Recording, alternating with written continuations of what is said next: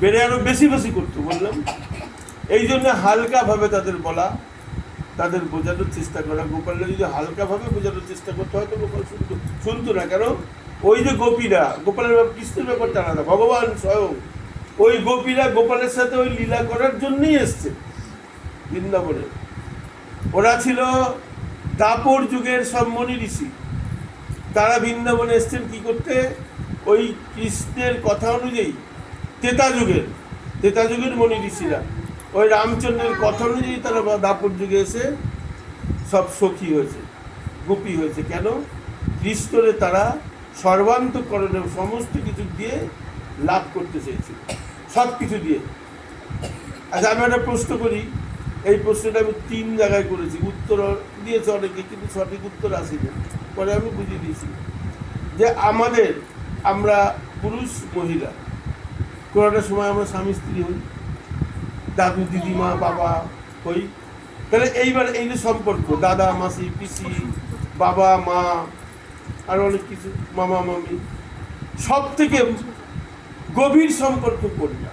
তার সাথে আমাদের পুরুষ এবং মহিলার মধ্যে সব থেকে গভীর সম্পর্ক কার সাথে? বোঝা গেছে আমার কথা? বুঝেছো মাতাজি? বুঝেছো? তুমি বুঝেছো? এই যে তুমি বুঝেছো, উত্তর দিতে হবে। বুঝেছো? বুঝা গেছে মাতাজি? তো বলো কার সাথে? তুমি বললো ভগবান, তুমি বললো মা বাবা, আর কেউ কিছু বলবে?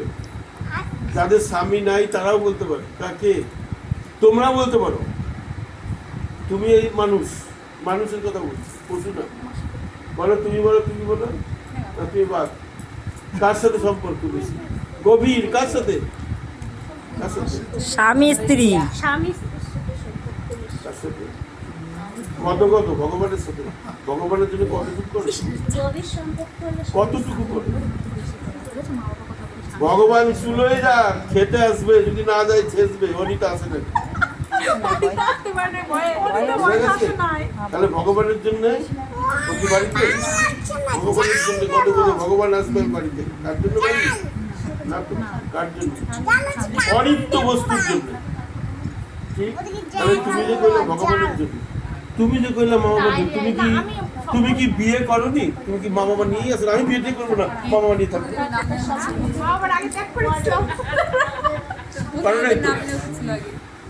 আমি মা বাবা নিয়ে থাকবো, বিয়ে থা করবো না, এরকম কি আছে ব্যাপার? তাহলে বুঝতাম সবে মা বাবার নাই তো। তাহলে গভীর সম্পর্ক হচ্ছে সব থেকে গভীর সম্পর্ক। শোনো, কার সাথে? স্বামী স্ত্রী। আর সেই সম্পর্কটা যদি গভীরভাবে কেউ মেনে না নেয়, তার অশান্তি থাকবে, সে ভগবানের সেবা করতে পারবে। কেন বলো? অনিত্য। এই কথাগুলো শোনো, ভালো করে শোনো, সবাই শোনো, ভক্তরা সবাই শোনো, যে আমাদের মানুষের সব থেকে বেশি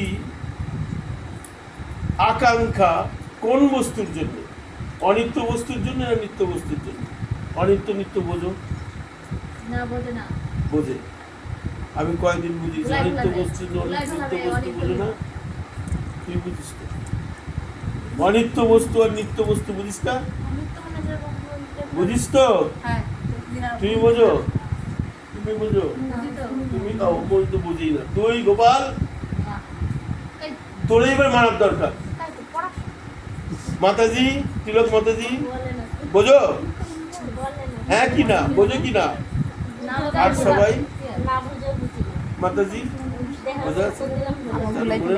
ভুলে গেছে। এই কয়দিন আগে শুনতেছি ওর কাছে, নিত্য অনিত্য আর নিত্য প্রতিদিন না। নিত্য বস্তু হচ্ছে সেটা যেটা স্থায়ীভাবে সব কিছু থাকে। মানুষের জীবনটা নিত্য না অনিত্য? মানুষের জীবন, প্রাণ, আত্মা কি অনিত্য? তাহলে তুই অনিত্য করলি। মানুষের জীবন মানে আত্মা কি নিত্য না অনিত্য?